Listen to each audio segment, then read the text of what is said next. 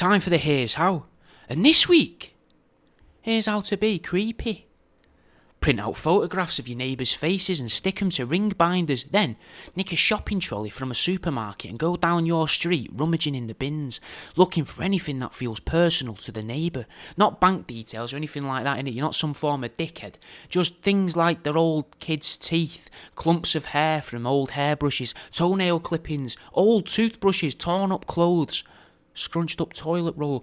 Anything that you like the look of, place into one of the little plastic wallets and the corresponding ring binder in your shopping trolley.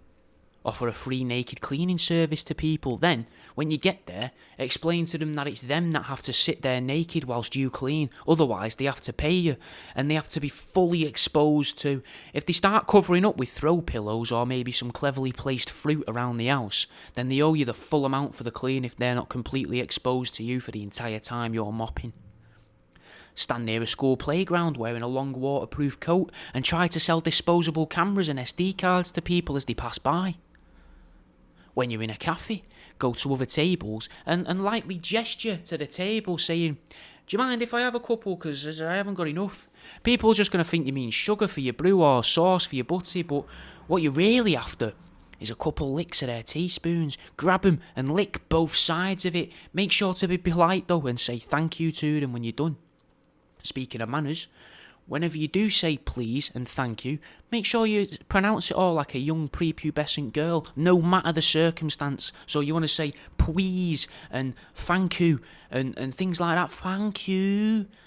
Please. Oh, please. Like that. No matter what's going on, innit? You know, doesn't matter. Getting a pack of cigs, I'll have 10, 20 B&H please, mate. And they're just like, oh, thank you. Like that, you know, because they'll think, oh, what's going on here? When you're queuing up, practice your hip thrusts. Never actually make a connection with the person in front or behind you, though, just in case they do get offended. Obviously, I mean a physical connection here.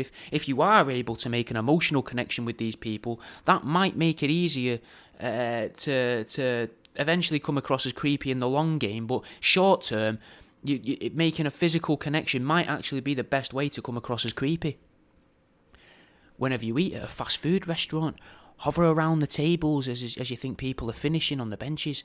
Make solid eye contact with them so they get a bit sweaty and leave a little bit sooner. Then, when they do, sit in the middle of the bench that they were all sat on and rub your hands around on the bench. Make sure to smile, and if you can stare at other people on benches, letting them know that you haven't forgotten about them. And then when they look like they're finishing up, go and stand by their table and repeat the process until you think you're creepy enough.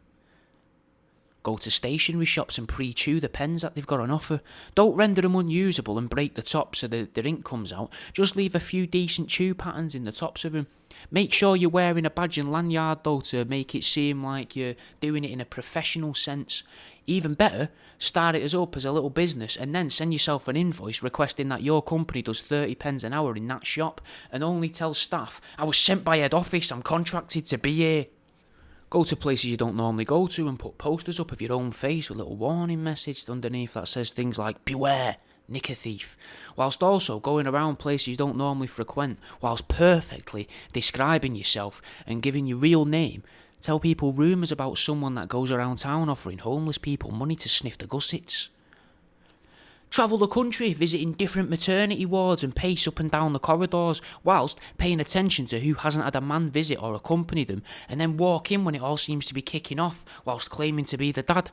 Hold their hands, have a peek at the business end, give the kid a high five as it comes out, tell the nurses that you're worried for the child's safety, because not everyone in that room should be there.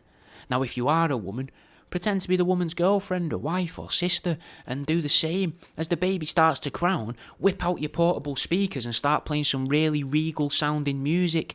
Pick up implements from around the room and start knighting people. Then just travel to a new town, book in at a B&B and prepare to go at it all again.